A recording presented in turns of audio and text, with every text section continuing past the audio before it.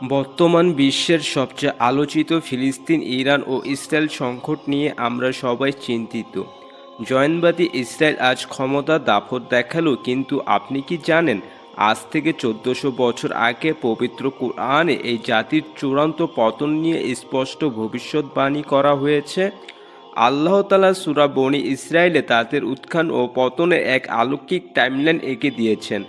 আজকের ভিডিওতে আমরা কুরআন, হাদিস এবং ইতিহাসের আলোকে জানব কবে এবং কিভাবে হবে ইসরায়েলের পতন।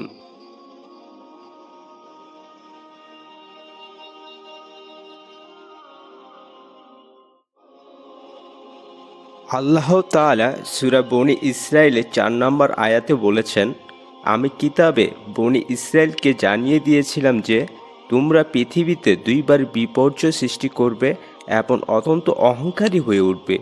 ইতিহাস সাক্ষী দেয় বনী ইসরায়েলে প্রথমবারে অবদ্ধতা ও নবীদের হত্যার মাধ্যমে বিপর্যয় সৃষ্টি করেছিলেন। তখন আল্লাহ তাদের উপর এমন এক জাতিকে পাঠান যারা তাদের রাজ্য ও পবিত্র মসজিদ তছনছ করে দেয়।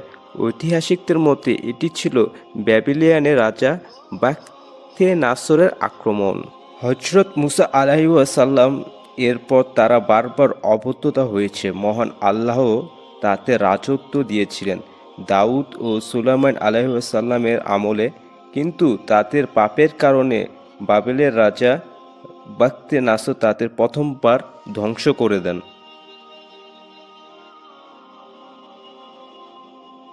আল্লাহ তাআলা সূরা বনী ইসরায়েলের 6 নম্বর আয়াতে বলেন, এরপর আমি আবার তোমাদের তাদের ওপর বিজয় দান করলাম এবং তোমাদের ধন সম্পদ ও সন্তান দিয়ে সাহায্য করলাম এবং তোমাদের সংখ্যায় শ্রেষ্ঠ করে দিলাম। বর্তমানে ইসরায়েলের রাষ্ট্র গঠনে তাদের প্রযুক্তি ও সামরিক শক্তি এই আয়াতের প্রতিফলন বলে অনেকে আলেম মনে করেন। দীর্ঘ 2000 বছর ঘর বাড়িহীন থাকার পর আজ ইসরায়েল যেভাবে সম্পদ ও সামরিক শক্তিতে বিশ্বকে দাবিয়ে বেড়াচ্ছে, তা যেন এই আয়াতের বাস্তব প্রতিফলন। তারা এখন তাদের দ্বিতীয় বিপর্যয় চূড়ান্ত পর্যায়ে রয়েছে, যেখানে তাদের অহংকার অনেক বেশি।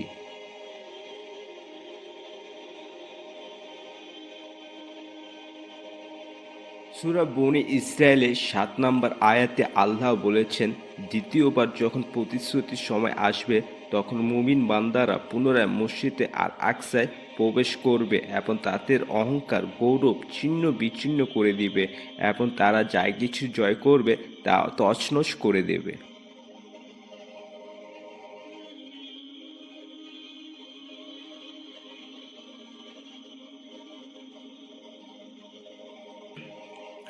রাসূলুল্লাহ সাল্লাল্লাহু আলাইহি ওয়াসাল্লাম আরও স্পষ্টভাবে ভবিষ্যৎবাণী করেছেন। তিনি বলেছেন, ততক্ষণ পর্যন্ত কিয়ামত হবে না যতক্ষণ না মুসলিমরা ইহুদিদের সাথে যুদ্ধ করবে। এমনি কি পাথর ও গাছ চিৎকার করে বলবে, হে মুসলিম, আমার পেছনে ইহুদি লুকিয়ে আছে, তাকে শাস্তি দাও। সহিহ মুসলিম। রাসূল সাল্লাল্লাহু আলাইহি ওয়াসাল্লাম বলেছেন, কিয়ামতের আগে এক যুদ্ধে পাথর এবং গাছ কথা বলবে এবং মুসলিমদের সাহায্য করবে।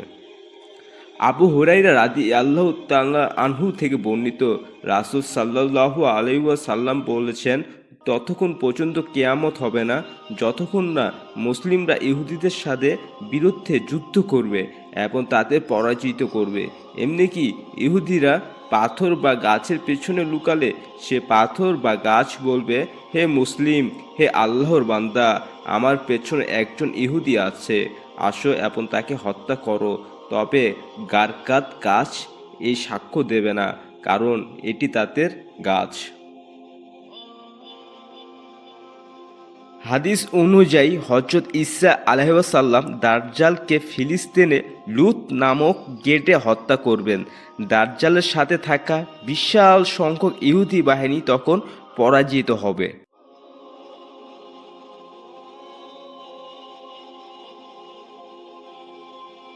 হযরত ইয়াকুব আলাইহিসসালামের অপর নাম ছিল ইসরাইল। তার 12 সন্তানের বংশধরই বনী ইসরায়েল নামে পরিচিত। ফেরাউনের দাসত্ব থেকে হযরত মুসা আলাইহিসসালামের নেতৃত্বে তারা মুক্তি পায় এবং লোহিত সাগর পার হয়ে সিনাই মরুভূমিতে আসে। হযরত দাউদ আলাইহিসসালাম, হযরত সুলাইমান আলাইহিসসালামের আমলে তারা এক বিশাল ও শক্তিশালী সাম্রাজ্য লাভ করে এবং পবিত্র মন্দির হাইকালে সুলাইমানি নির্মাণ করে। সুলাইমান আলাইহিসসালামের মৃত্যুর পর তাদের রাজ্য ভাগ হয়ে যায়। নবীদের হত্যার কারণে আসিরিয়া এবং বাবিলিয়ানের বাখতিয়ানাসর তাদের আক্রমণ করে, মন্দির ধ্বংস করে এবং তাদের বন্দী করে নিয়ে যায়। আল্লাহ যা ওয়াদা করেছেন তা সত্য, তবে এই বিজয় কেবল তখনই আসবে যখন মুসলিম উম্মাহ ঈমান ও আমলের পথে ফিরে আসবে। ইসরায়েলের বর্তমানে জুলুম হয়তো সাময়িকভাবে আমাদের ফিলিস্তিনি ভাই বোনদের অনেক কষ্ট দিয়েছে, কিন্তু বিশ্বাসী হিসাবে আমাদের মনে রাখতে হবে আল্লাহর ওয়াদা সত্য। জুলুমের রাজত্ব চিরস্থায়ী নয়, তবে এই বিজয় অর্জনের জন্য আমাদের ঈমান ও একতার পথে ফিরে আসতে হবে। আল্লাহ আমাদের ফিলিস্তিনি ও পবিত্র আল আকসাকে রক্ষা করুন, আমিন।